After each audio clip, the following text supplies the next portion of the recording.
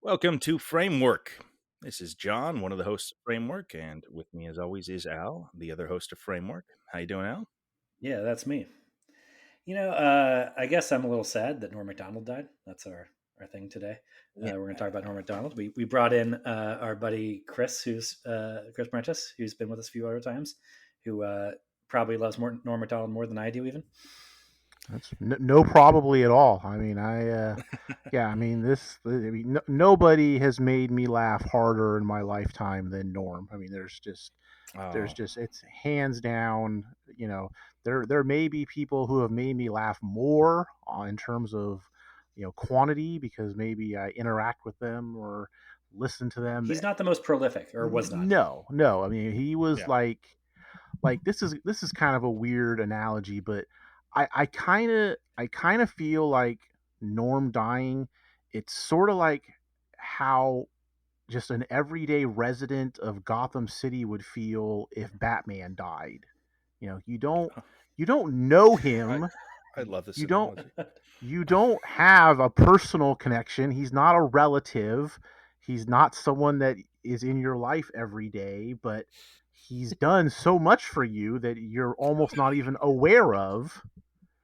And I have a much more personal relationship with Norm Macdonald than anybody does with Batman, who is. but well, I'm if you lived in Gotham City, I'm saying if you were specifically an inhuman symbol, a Gotham City resident, it would be horrific. Like, oh yeah.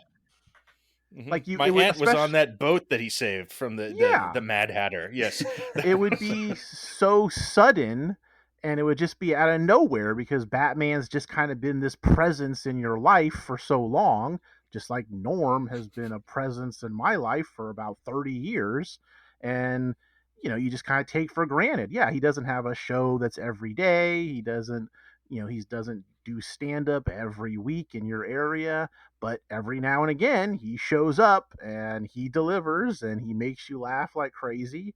And he doesn't even do a special every year or two. He does it every like 5 years. He doesn't have a podcast, which was, or didn't. I mean, I guess he did have a podcast, sort of, but it was sort of a talk show also. And yeah, it was. Nobody, least of all him, ever seemed sure what it was. Right. I mean, I think it kind of made the mistake of wanting to be just a video podcast, and I feel like those are harder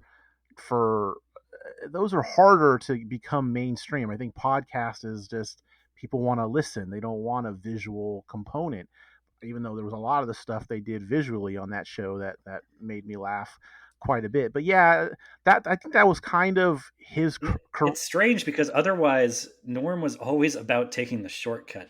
Yes. To mass popularity. Yes, exactly. You would think that, I can do something every week where I'm not on video and I'm just talking to people. That would be right up his alley. But, I guess they wanted to try to have a little more of a production quality, even though it was cheap as hell. But I mean, it was a great show. I mean, there's some incredible bits on there. I mean, the whole Albert Fish, the Gray Man bit that he did is I mean, it's unbelievable. There's all kinds of okay. I'm not familiar with this bit. Is this Albert Fish, the serial killer that we're talking about? Yes. Okay, yes. Cool. Got it. Norm did several versions of this throughout his career in different contexts, but the way he had the most free reign in his own podcast to get. This is the great thing about Norm too, is that you don't really think of him as like, oh, he's a button pushing comedian. He is a boundary pushing vulgar guy, but he could get super dark. Yeah. Like when he wanted to, but it was always to like the silliest, dumbest ends. And this is, I mean, the thing is that he would describe to his guest, and he would like be reading from Wikipedia or ostensibly, but you could tell that he kind of like spiced Albert it up Fish. Himself. Okay. Yeah, just like, and he would eat the children's livers and wrote the letters to the parents of the children that he ate, saying, and I quote, that livers are the tastiest parts and blah. And he would go on and on and on about this, and then just interrupt himself and go, I mean, this guy is a real jerk. that was the punchline. And and the guest that he kind of sprung this on was his name was Fred Stoller, who's kind of a fringe comedy writer, sometimes actor, who had never heard of Albert Fish, and is just trying to play along, Yeah. and it's he And he was can tell Norm's going somewhere with it, but he doesn't know has where. no So he idea. gets genuinely taken by surprise. Oh, Yeah. wow. And yeah, that's to me, that was, I mean, there's a lot of funny moments from the podcast. It's unfortunate, I think, because he had a show, he later had a more professional version of that show on Netflix, that they took all the full episodes of the old podcast Mhm. down. So, but you can Oh, still That's a shame. find, clips of the best stuff, including that Albert Fish story. Is it's a must watch if you just want to laugh your ass off. Well, it's been like the last 5 days have been a lot of Norm on YouTube for me, Yeah. so that'll be one of my next stops because it's been all of it great. It's been fantastic, just revisiting all the things. A lot of Weekend Update, a lot of talk show appearances, a lot of Conan work. Oh, his talk show Oh, appearances Oh are the yeah. best. one of the He's best the best guests guest. of all time for sure. God, he's funny, and it's Yeah. that off the cuff. Like none of it's rehearsed. It's all just off the bean. Vicious circle style. Just Well, he'll have those prepared bits. Like he'll do it an Albert Fish style bit. The moth joke, which is the thing that I don't know how that is. The moth joke is like a 5-minute video clip that is just leading up to a single punchline. Yeah. And I know what it is.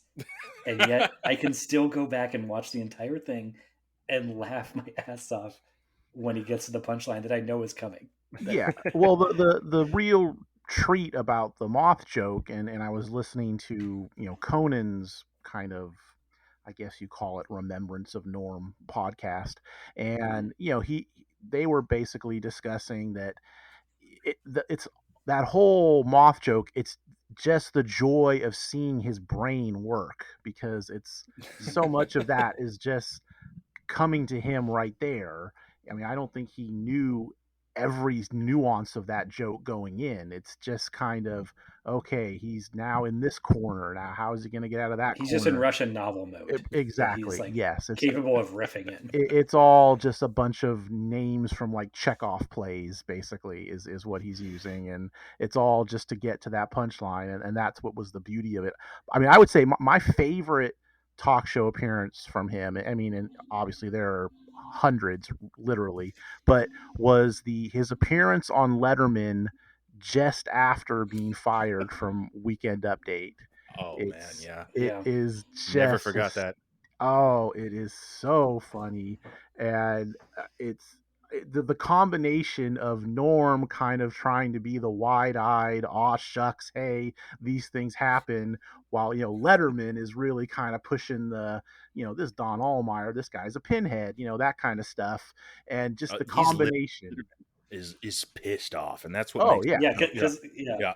because Letterman used to work for the guy who had fired Norm, Right. and Letterman doesn't currently work for him. He's switched networks, yes. so he's like, He's got free reign. he's like, this guy sucks, and Norm is just so uninterested in like playing the victim, Yeah. Yes. which is something I want to talk about actually. That what was so great about Norm in the last 10 years or so, in the, I don't know what you call it, like not like the Me Too era, but it's the I don't know, the cancel cultural era or whatever. Mhm. There's so many comedians that, and Norm's peers, people that loved him and he had affection for, that are so pissed off about how You can't Twitter say is full anything of these- anymore. Right. You can't even make jokes Yeah. anymore. Yeah.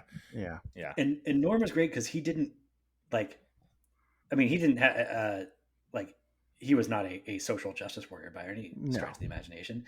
He didn't think that any of that was that great. I don't think, but It's a target for what him. he lacked, what he lacked was he didn't have any like the self-aggrandizing, like thing that turns me off about a lot of these other comics, where like, oh, I'm a truth teller, I'm gotta be able to push buttons, but then when you push a button people don't like now you're gonna bitch about and whine about it. Like he was like had no interest in blaming the audience for anything. He did not believe in jokes that are told in order to get applause.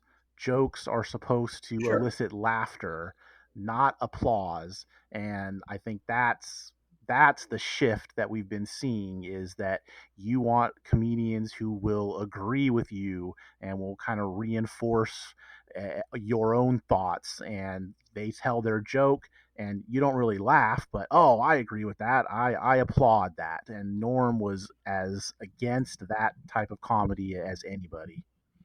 But he wasn't one to go up there and rant No, about how the audiences just suck these days. Oh no. He no. always viewed it. He always viewed, like, he seemed to really relish going into a cold audience and winning them over as gradually as possible. Oh, Oh man, definitely. And there's nobody funnier to watch bomb than Norm Macdonald. Oh God, Like, yes, yeah. and when an audience doesn't follow him on a joke, I mean, there's a lot of those on Weekend Update when you're confined by SNL writing, and Yeah. he can turn disaster into triumph like nobody else, man. And a lot of times, even when nobody laughs, I'm cackling Yeah. watching his shit. Watching him just comment Because on the joke at the end, it's amazing. Yeah. you've just never seen him sweat. When a joke totally bombs Yeah. on that format, which is the highest profile gig a comedian can possibly get, and you also have such a short time, like you've got 10 or 15 seconds per joke, maybe, and you don't have time to turn around. But if it bombed, he would just stare down the camera with a twinkle in his eye, like, you don't like that one? Oh, you're gonna hate this one then. And was delighted by that. It wasn't like a perverse. Like, he loved when the audience laughed at the joke too. Like, he wanted to get them to the point where they were laughing, but he was also just completely unafraid of them not laughing at a particular joke. Never saw him Yeah. rattled. Never saw him angry. Never once. No. Even if he's in a movie pretending to be angry, it's not Yeah. convincing because he No. wasn't a very good actor. Well, that was one of the lines that one of his lines about comedians. It's like, well, the entertainment business, they want you to be a successful stand-up comic so that you can be turned into a horrible actor, and that's which, I mean, that basically describes him. And when he did his sitcom, which I thought was funny. I mean, the first one Yeah. he did on ABC, it was funny. It wasn't incredible, but I thought it was funny because it's him, and he's just funny, so it doesn't really matter. But when he was doing that, I think his line was, well, I mean, I only have to be as good an actor as Jerry Seinfeld, so it's not really, it's not a high watermark That's fantastic. to cross. And I mean, that's the most successful sitcom ever, was starring Jerry Seinfeld. Yeah, but it's a sitcom. It's a terrible format for his Right. humor, though. It still kind of worked though. Not, It was not because he's a bad actor. Or, I mean, he is, but that's not why. But just because it relies too much on other people. What's great about Norm is that he, in his stand up and his, like, Dr. Burns, is that he'll do those long monologues or stories where he's sort of like playing two different parts, but also, like, he's shifting so little between them. Like, he's always doing the same voice or whatever, and he's only got a couple of, like, characters. Like, in stand up, I think that they talk about act outs, where it's like the stand up sets up an idea and then they act it out on stage, like usually doing a character. Like Dave Chappelle will shift into his white guy voice and say, "Now see here, sir," blah, blah, blah, and do the act out of, "This is what my white agent was doing." Norm would do those in his stand up, like, where he would have a 5-minute act out of a particular, like, premise, except that he wouldn't really act it out. He would still be him, just barely doing another character. Yeah. It's somehow that was hysterical. Well, the one character in his stand up that I think he would go to every now and again is he had a good, just kind of grouchy old man that he would interject. Yeah, like I mean, he had a great bit about staying in a bed and breakfast, and he was the only guest. Yes. And there's an old man running it, and they want to play Scrabble that night, and just the fact that the old man, everything that he would spell out were just things in the room, So all of his words were chair, and it was door, and that was Hat. all that he would have. And so and then he would kind of do an old man voice for that character. But yeah, for the most part, he never he'd hunch his shoulders up. That was like his only yes character. yes. Well, he did a spot on Burt Reynolds as well. Oh yeah. Well, it's weird how good that impersonation was. Yeah, we're talking about how terrible of an actor he was. He was a weirdly underrated sketch performer on Saturday Night Live. Yeah, he had some incredible impressions between Reynolds, Letterman, which is Larry King. Larry King. Yeah. I mean, he's the only Tarantino. You'd never think that Norm would be the guy to do Tarantino. I was just gonna say, it's like for such an over-the-top personality as Tarantino, you would think there would have been a lot of people who would have done Tarantino by now, but really nobody. Like Chris Kattan would have been the guy they'd go to, but no. Oh yeah. I mean that sketch. I mean, it's interesting. That sketch aired. That was the first episode after he had been fired from Update. That one where the Tarantino profile and filmmaking sketch. And that is still one of the funniest things he had done on that show. I mean, yeah, that was a great impression. I remember an impression that he did that I didn't even realize it was that good because I was too young to know who this was. But there was a spoof they did on Taxi Cab Confessions where I remember that. Where Norm shows up as Slim Pickens. And, at the time, I had no idea who Slim Pickens was. It just seemed like a funny voice. I think I want to say it was the episode George Clooney hosted. And it absolutely was. I remember this sketch very well. And so I had, no Clooney clue. played Leto in that sketch. I have never seen this one. Oh yeah, it's just so funny. And so later on, I would see some movies featuring Slim Pickens, and that impression became even funnier to me because now I had some frame of reference. Oh, Dr. Strangelove and some of these Sam Peckinpah films that he was in. Okay, that was way funnier than I thought it was at the time. But yeah, it's like I feel like that's what we're missing out on now is because nobody else. There are no comics who are going to be trying to reference anything that he would reference or any phrases that he had. It's like that. It's over. He was so his own voice, like you couldn't just do a Norm Macdonald joke, like his persona, his voice, his delivery was such an important part. Like somebody just doing his material wouldn't work at all if it wasn't him. No. And there's not too many comedians that really that's as true about as it is about Norm Macdonald. It's such a unique timing and delivery and intelligence and yeah, that thing you said, seeing the joke, seeing his mind work through the joke. I mean, he's a reason that this guy had such a cult following. I mean, without any enormous successes really to his name. Like there was no big one thing. I mean, Update, probably the biggest deal he ever had, right? I mean, yeah, I'm not sure that's true. That there are certain Norm jokes that you could deliver and would still work as street jokes without Norm's specific delivery. I mean, they'd be helped by that. Yeah. But to give you an example, okay. So on his podcast or the one of the streaming shows, they would just do a segment where it's we're just gonna do jokes, and he would have a bunch of little cards, and he would give some to the guest and say, we're just going to alternate reading these jokes, and the guest would read them for the first time. and it was always a blast. But there was one where he has, I think the guest read the joke that says for the 9th straight year, JetBlue Airlines was rated number 1 in customer satisfaction. Also for the 9th straight year, rated last in customer satisfaction is 9/11 Airlines. It's anything Norm can get away with. Now the thing is, I could tell that joke and maybe get a laugh at you guys, but the great thing about that is that then you get to see him work afterwards, where where the guy's oh come on, and he's laughing, and then he's turning to his sidekick on the show. Don't laugh at 9/11. That's.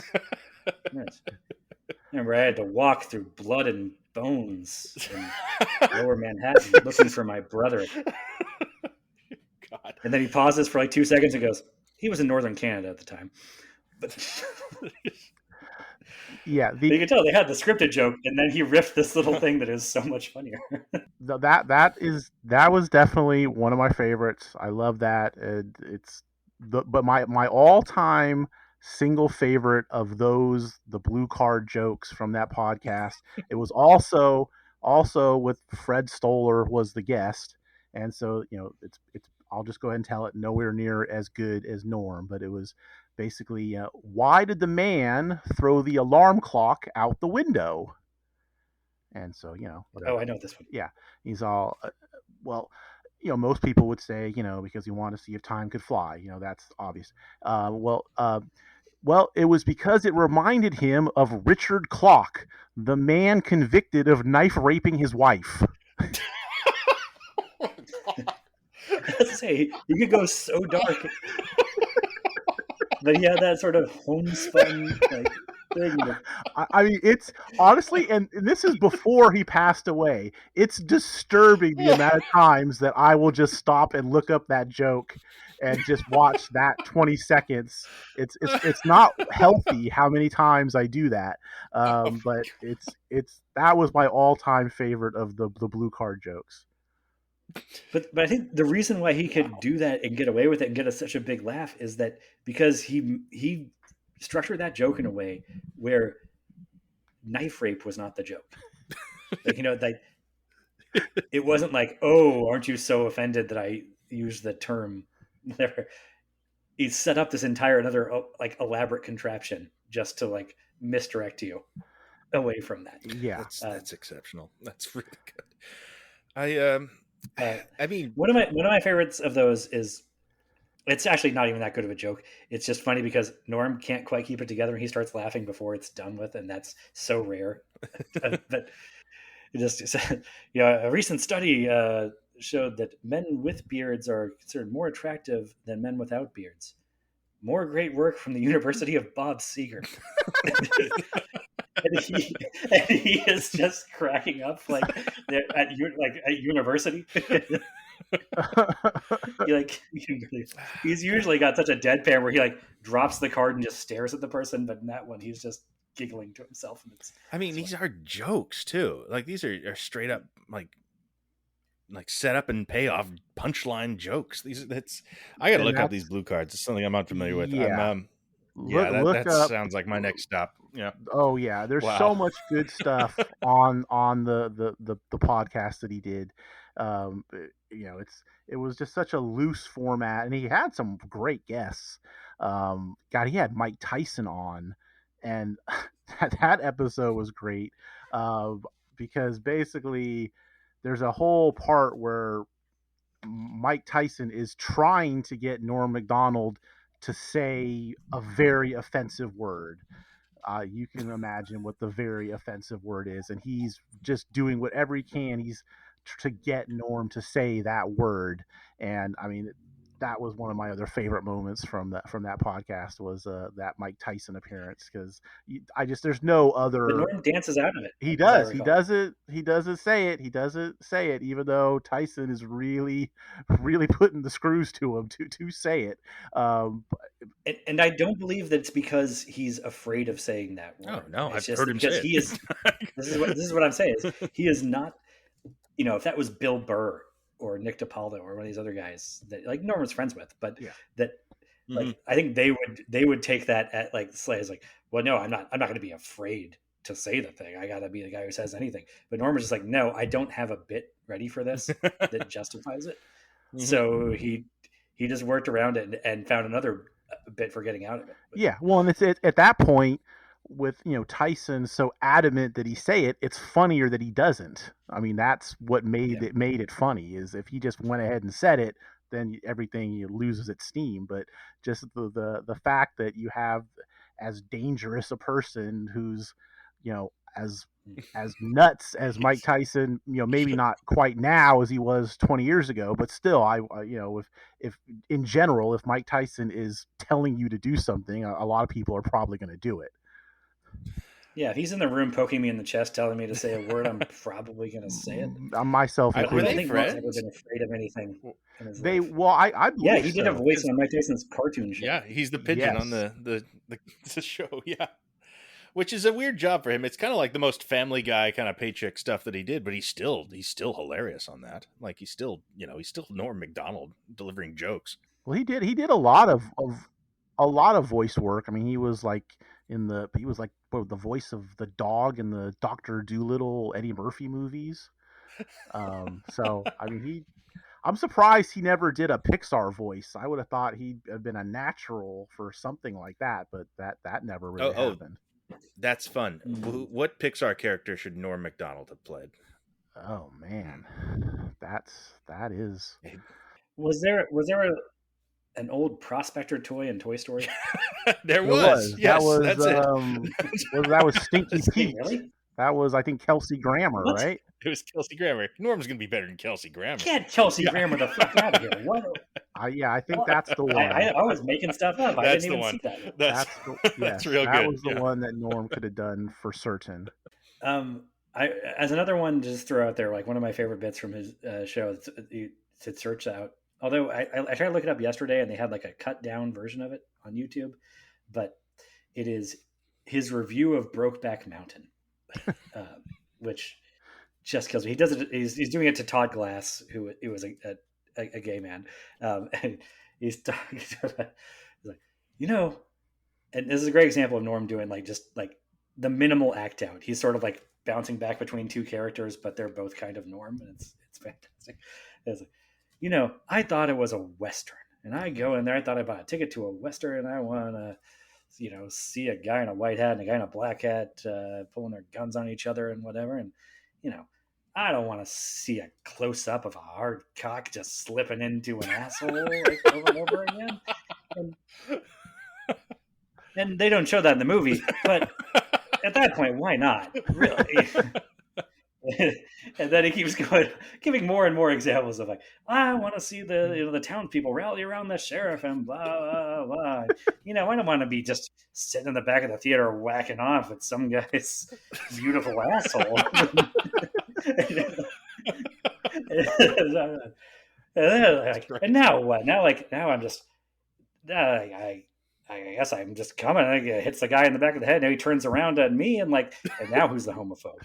Because he's so mad at me. He's so insecure in his sexuality that he's mad at me just because I just on his head. Well, that reminds me of a little bit of one of the bits that he did on Letterman, where he talks about being in a hotel and he's deeply. Oh no, sorry. Well, he talks about. I'm in the hotel. They got the pay per view movies. You can order up and you can watch the first run movies in your hotel room. And so I saw that they had Pulp Fiction, and I hadn't seen it, and I've heard a lot of good things about that one. I thought I'd go ahead and order up the Pulp Fiction, and it turns out I hadn't ordered Pulp Fiction, which is a gritty urban satire. I ordered Pump Friction, which that's just a lot of dirty men and women having sex with each other. And then he goes on with, it wasn't a bad film. It's not a bad movie. And then he kind of goes into, about adult movies in general. Is all, the thing I find with adult movies is I'm really into them for 10 minutes. I'm riveted, and I can't get enough of them for 10 minutes. And then all of a sudden, I'm really bored. I'm extremely bored by them, and they lose me at that 10-minute mark. Move the mic away from my mouth. Oh, God, I mean, this is so perfect. Yeah, we're proving wrong that it was just delivery here. This is these are really smart. But this is what's so great about it, is that he would have these extended bits that just really had one joke, one observation that's not that groundbreaking in them. Yeah. But he would just milk them through his very dry delivery. I mean, you can look up, this is on his last stand-up bit he did on Letterman for Letterman's last show. But he's got a bit just about how he doesn't understand how Germany is still a country after World War II. And I just gave you all the entire premise of the joke. But the way he presents it to people, I was like, Germany, they're early part of the century, they decided to go to war. And who did they choose as their opponent? The world. You think it'd be over quick, but no, it was actually close. And then there's all the about World War II too. But I mean, it's like there's not more to like. There's no more insight to that. But he just milks it for like 3 minutes, which is a bit of stage time, and it's all his delivery. His presence on like, as a performer, as telling jokes. It's I don't know. He's got me under a spell every time he gets on. I'm watching him. I feel like, and that's really been the case. Watching routines and bits and stand up appearances and talk show and all this stuff over the last week. It's just been like, I mean, undervalued during his life. I think for me, now, not for you guys. Clearly, you got him, but when like, somebody would somehow get the word out that he was going to be on a show, it didn't matter what show. I mean, yeah, Letterman was always great. Conan was always great. It did not matter. If you knew that he was going to be on a talk show, you were going to watch. You were going to set the DVR. I mean, to me, the whole era of the late night talk shows is like I never watch those shows anymore. I mean, I used to be of course so into them. I feel like that whole era is done. But if somebody said, "Oh, Norm's," well, no, those are not shows. They're just making YouTube clips. Yeah, exactly. Yeah. Yes, it's just Jimmy Fallon. Actually, it turns out that for Fallon. But this is something that's actually interesting to me about Norm is that for as uninterested as he is in sort of modernity, and like you're saying, he's such a throwback to an older time. He actually works great in bite-sized YouTube format. Oh yeah, and he was just he was just not interested in exploiting that. Yeah, like if you knew he was going to be on, I mean, I think the last talk show appearance that I saw him on was when David Spade had a show on Comedy Central, and that was maybe a little bit before the pandemic started. And I hadn't really never watched that show at all, but the word went out, hey, Norm's going to be on. Okay, I'm watching. That's it. It's an easy decision. Well, I think he only really ever did his friend shows because he didn't care about doing talk show stuff, about doing publicity. So it's like Letterman was a friend of his, so he would do that. Yes. He was always, I think he always like felt indebted to Letterman for giving him his first break. And then he would, he was friends with Conan, so he would do Conan, and David Spade obviously is a friend of his. But I don't think he ever did Leno. Oh no, he did Leno a lot.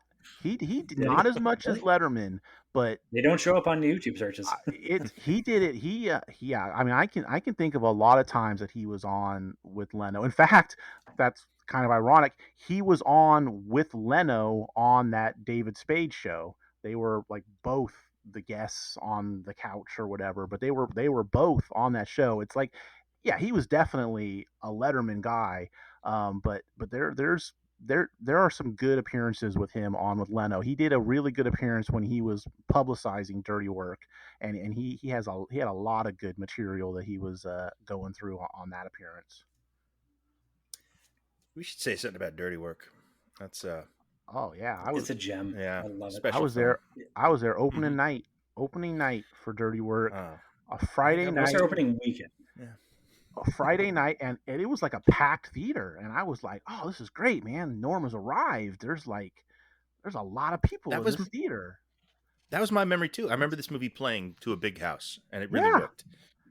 Yeah, people were cracking up. I guess that wasn't reflected in the grosses or something, because it was a one and done for Norm, really. No, because I mean, back then, it's like you didn't have the hourly box office breakdowns that you can get now. It was like you would see it maybe in like the paper on Monday or Tuesday, and it's like you look and they had the little top 10 graph, and it's like, oh, Dirty Work 6th. It's like, oh geez, that's not gonna launch him into the stratosphere of Sandler and Jim Carrey. It's just that's a bummer. But but he didn't belong. He didn't belong there. I don't think he even like really wanted to be there. I think he kind of took his shot there of like, I guess if they're offering me a movie, I should make a movie. Like, I like movies. It was kind of after like Wedding Singer hit really big, right? And everyone who was a friend of Adam Sandler kind of got their own movie for a second. Rob Schneider was in 6 movies that were released theatrically. I mean, that was the time. Oh yeah. But Norm has. Actually, that's a really good point of comparison. Actually, Rob Schneider got to be in 2 Deuce Bigelow male gigolo movies. He had a hand in creating himself. that were the comedic premise of those movies was that it's a gigolo who is Rob Schneider, one of the most unfuckable people on the planet. Yep.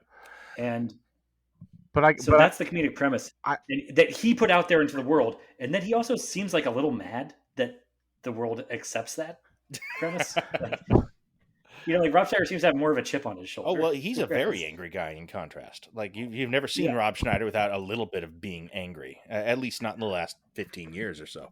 But I do have to say that in those movies, in the two Deuce Bigelows and in The Animal, great appearances from Norm in all three of those.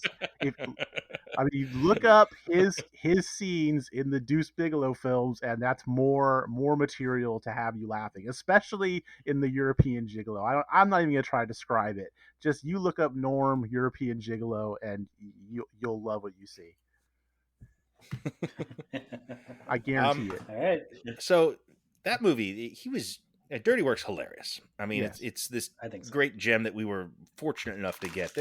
What other film performances? Because he was in a fair amount of films.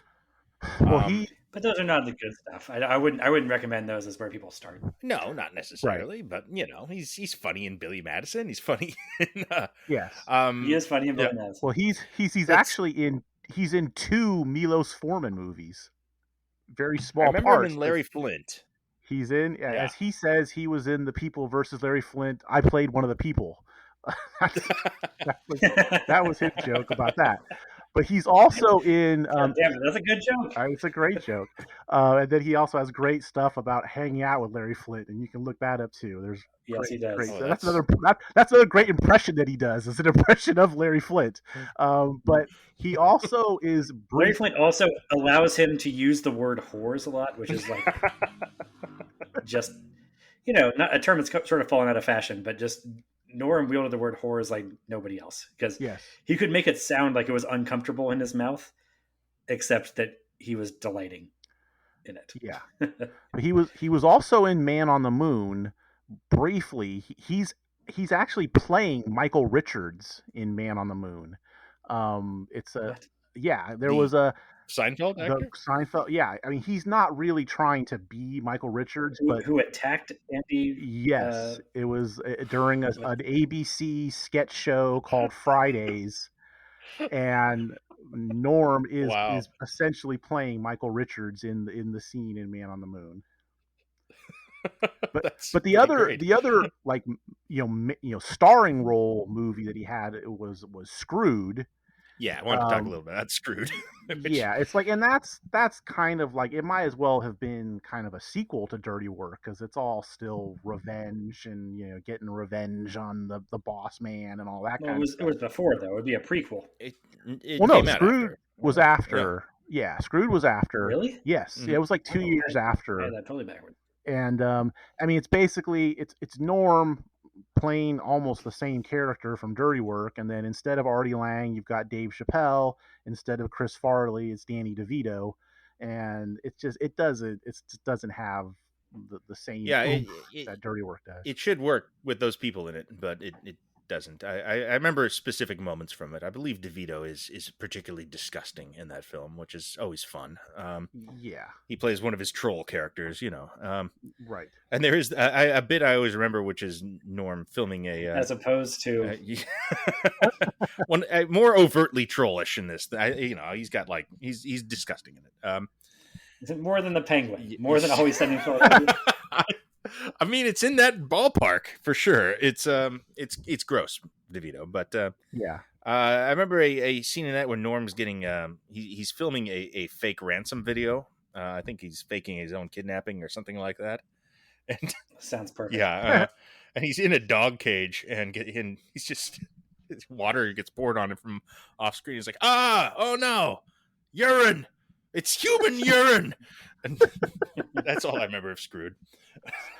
Yeah, I mean, I kind of want to go back and check it out, because at the time I was super excited for it because I loved Dirty Work, and I was like, yeah, me too, amped up to see this new one from Norm, but it just didn't work. Despite having a shirtless Sherman Hemsley appearance, it just didn't quite have a lot to offer beyond that for me. But I do want to go check it out again because I'm just kind of going back and reviewing almost everything that he did, I guess, from between now and the end of my own life. Yeah. Uh, Well, okay. Well, so we should probably wrap this up pretty soon. But the thing that I've been thinking about this week that I love about Norm that I got there is that he that fearlessness that he is really like he strikes me as the like one of the most authentically like punk rock people out there. And that I mean that we've talked about this in I think some other contexts, John, but where I find something funny and weird about how like you get these subcultures of like punk rock or whatever, or goth, where it's all about flouting the conventions of society and we don't care what you normal people think. But there's also like this really strict like dress code and aesthetic that you have to follow through all that. And Norm, so like when people make a point of like, oh, I'm the guy who doesn't give a fuck what anybody thinks, like they're really invested in everybody knowing that they're not afraid of what you think. Norm strikes me as one of the most authentically, like, sincerely did not care what people thought of things. Like, did not ever adapt his idea of what success was, which I still don't have a full grasp on, to what society said success was, even in the fields that he was working in. But you just tell that he had a weird form of conviction to his comedy that just I just need to be funny, and that doesn't mean that the audience has to laugh immediately. Uh, I just have to. I need to be my idea of funny. That's the only thing I can be, and I'm not. That's why like he didn't freak out about the cancel culture stuff or anything. He just kind of just rose to the challenge of, all right, how do I get these people to laugh at Albert Fish? And well, it and didn't. if he failed at that, if he bombed, he never blamed the audience, and that is something that sticks with me, and what I think is aspirational about Norm's, the Tao of Norm. I think it's kind of why he could get away with saying so much as well. Like because he Yeah. never, if he got booed, it was like okay. He didn't take it personally. He didn't get snappy with anybody. Like you say, he never blamed the audience. He was like, yeah, that's fair. That would be a response. Mm-hmm. And he just, I don't know. It's supreme amount of self confidence, just an incredible amount of self possession, and knowing what he was doing was funny, or that he would get there eventually. It's inspiring, and it created such a niche for him. Like this is, I don't know. In these last few days, I've kind of been reevaluating his stance in the pantheon of great comedians personally, and I'm thinking like, this guy was just about as good as it gets, and maybe he didn't have like the gigantic high profile successes, but he was there for the last 25 years, he was there and he was always doing stuff, and all this stuff is memorable as you look back on it now. I'm struck by how many little Norm Macdonald things I remember from 25 years ago, that Letterman interview post OJ, stuff like that. I spent like a half hour looking for an interview with Courtney Thorne Smith on the Conan show, where he was a side guest, just because I remember it being so goddamn funny, and I found it, and it was. It took you a half hour. Like the YouTube algorithm serves that up to me like twice a week. Well, there was actually, maybe it just knows me better. Well, Carrot Top, he still does shows in Vegas. He's somewhat popular still in Vegas. He actually showed the clip this week during one of his shows. You can see that on YouTube. Yeah. Wow. I mean that's great. Or the Bob Dole thing, for God's sakes. Like, it's just like, God, I remember all those sketches. I remember the trick-or-treating Bob Dole sketch all of a sudden. I'm just like, God, that was funny. That was the funniest thing in the world when I was younger. Well, I don't want to let this get away without mentioning a couple of, I think, the best Saturday Night Live sketches ever that like have stuck with me for 25 years. And they are, I guess they're not even Norm being a great actor. They're just, the premise is put Norm into a situation and let him be Norm. But the Sylvester Stallone one, oh yeah, where he gets into a car wreck and Sylvester Stallone runs up and is like, "Hey, buddy, it's okay. We're we're going to call you an ambulance and it's going to be fine. And he just starts roasting Yeah. Sylvester Stallone's movies. Yeah. Like, it is hysterically funny. And it's largely, I mean, again, it's, you watch this stuff and you laugh your ass off at it. You think like Norm's not doing that much. Like Sylvester Stallone's movies are doing a lot of the heavy lifting here, you think, except that just the way Norm presents it, it really, it's irreproducible. Yes. It's, and there's nothing like, there's almost nothing funnier than Sylvester Stallone's movie premises from the 80s, except that being presented dryly from Norm Macdonald while he's bleeding from the head, it makes it so much funny. Yeah. And you know, Stallone strikes me as somebody with a pretty big ego, who's like not much of a sense of humor. Maybe could have been sensitive about being roasted, but I think Norm had a way of like getting that. It was impossible to be mad at him. That That's what we've been whole talking about. Stallone episode, that's one of my favorite SNLs ever, because people say the that Orange Julius one. Yes, people say that Stallone shouldn't do comedy. That episode proves otherwise, because even though his attempts at comedy in film have been awful, I mean he delivered. And there's a lot of other stuff going on, like the actual Richard Jewell is on Weekend Update with Norm on that episode. There's a lot of bizarre, and the show opens with Norm as Marv Albert, and this was during Marv Albert's run in with a hotel maid that it somehow was wiped from everyone's memory. But that is one of my favorite SNLs, just period. It is just a great episode. All right. I mean, the other one I really wanted to mention was Cobras and Panthers, which is just premises. We'll drop Norm Macdonald into West Side Story. Yeah. And he is the leader of one of the gangs, but doesn't understand why his gang keeps breaking into song and dance behind him. And it is just chef's kiss. Perfect. There's something hilarious about him acting, honestly. Like, yes. Anytime he's just playing a character of any kind, I'm already laughing. Well, he only plays it for a brief minute, and then like people break into dance, and then he's just being Norm, and that's even like it's funny both ways. I don't. With a terrible accent, though. That's what kills me. The sketch that I'll just throw out there. It's such a simple premise. It's a very short sketch, and it's from the episode that he actually hosted, and it's the great moments in Yankee history with Norm as Lou Gehrig. And I'm not even. I mean, I love it already. Yes, I'm not even going to try and do what he does in the sketch, because anyone listening, you guys just watch it. It's great moments in Yankee history, 1999. It's fantastic. Well, there's no safer YouTube like rabbit hole to drive down than just put Norm Macdonald. Oh yes, I think that's my closing statement. I mean, this has been a celebration of Norm, which is appropriate for Norm. But at the same time, man, it is a fucking bummer, right? Yeah. That he died so young. Yeah. Like, if there was anybody who was going to be a funny old man, like, hilarious in his 70s, oh man, he would have been funny. I think it's a great old man. It's the combination of he's beloved and it was so sudden, and I think you put those two things together. It's a little like Phil Hartman, even though cancer is much more common than a murder suicide. But that's what it reminds me of. Is just like, this is somebody who I wanted to grow old seeing do comedy, and that was the case with Phil Hartman, and that's the case with Norm Macdonald. I wanted to get old seeing them be funny. See, I don't know about that for me. Like okay. You're fine with it. I know you don't 61, mean it how I heard it. Yeah. No problem. 61 is acceptable. Yeah, well, kind of. My point is that, like, I don't know. You say like, oh, he was so young to be taken from us, but he was 61.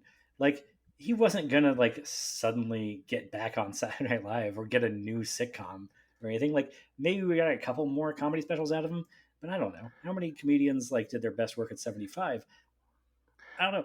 He could have been a George Burns-esque figure, though. Like, he could have been that kind of cranky if anybody old man. could. Yeah, he had all the material. He could have been a Rodney Dangerfield, like one of those guys, easily. Well, okay, this draws me back to what I was saying, though. Like, I'm not one who gets genuinely sad about celebrity deaths. I think I said at the opening of this, like, oh, I'm kind of sad, but that was just to set up this premise. I'm not actually sad that Norm Macdonald's dead. I didn't know him. and I don't think that his spirit bears me any ill will for that, because he was not a very sentimental person. And I don't feel like we lost a ton of like great, I don't know, sketch comedy. I think even if he had lived to be 100, we may not have ever gotten another episode of his podcast. But what I do think we might have missed out on is he wrote a book before he died that Yeah. is one of the best like comic novels Yeah. of the last 50 years. Full stop. It is a fantastic read. It is a very fast read. Anybody, by all means, pick up Based on a True Story by Norm Macdonald. It's hysterical. And I think he could have written another book or two that might have been great. They also might not have been diminishing returns. Is there an audiobook that he reads by any chance? Because that seems like I honestly don't know. I read might be fun to pick up. I know that the book now is pretty much an astronomical price in terms of, and hopefully the publisher is going to re-release it. It's only 5 years old, but hopefully the publisher might re-release it now and make it a little more affordable for everyone, because it's the price on it is just bonkers, because it is a great book. It's of course they will. And they'll probably remove the foreword by Louis C.K. when they reissue it. Yeah, it'll be Letterman now. It'll be a little safer, a little more nice. Poignant, but sure. It's just fantastic. That's a shame to miss out on more of that, because he was a really skilled writer. You can tell that he's doing like shtick, but he can do like the Moth Show. He can do full blown Russian novel stuff when he puts his mind to it. If he's skilled in that way, they'd never really. If he had just spent the next 15 to 20 years, I don't care how old he was getting, doing stand up, I'd have been fine. I saw him live 4 years ago in beautiful Oxnard, California, and if it was just where he was going to show up, in my general area every few years, I'd have been fine with that. It would have been just great. All right. Well, on that note, that was a lot of fun revisiting this guy, and I expect to do so for several weeks hence, and then periodically through the rest of my life, as you said, Chris. What a guy! Yeah, what a talent. Thank you, Norm.